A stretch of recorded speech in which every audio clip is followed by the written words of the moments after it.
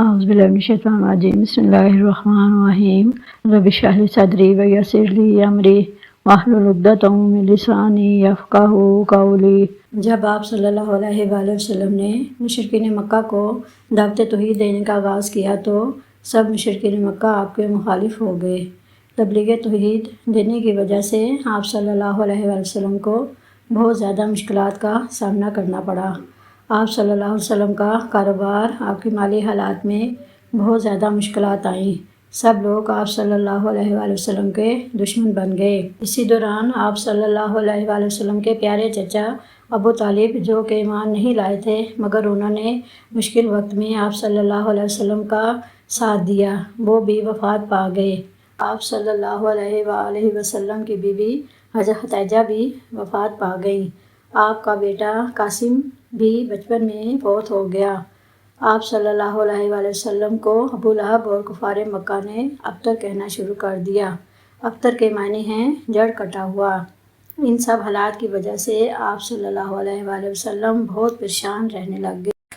تو اللہ تعالیٰ نے سورہ کوثر کی آیات نازل فرمائی۔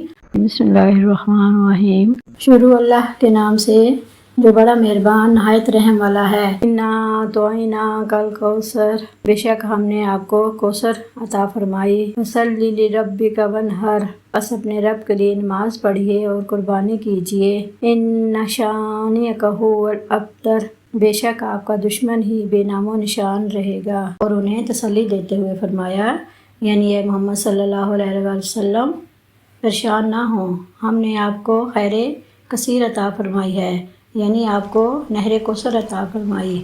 آپ صلی اللہ علیہ وآلہ وسلم کو قرآن پاک کا معجزہ عطا فرمایا۔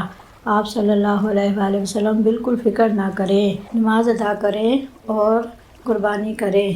کفار مکہ اور ان کا سردار ابو جہل کو تو کوئی یاد نہ رکھے گا، مگر آپ صلی اللہ علیہ وآلہ وسلم پر قیامت تک لاکھوں مسلمان درود و سلام بھیجتے رہیں گے۔ اس لیے ہم سب مسلمانوں کو بھی جب مشکلات کا سامنا کرنا پڑے تو ان آیات کو پڑھنا چاہیے اور یقین رکھنا چاہیے کہ اللہ تعالیٰ کبھی بھی ہمیں بے یار و مددگار نہیں چھوڑے گا، انشاءاللہ۔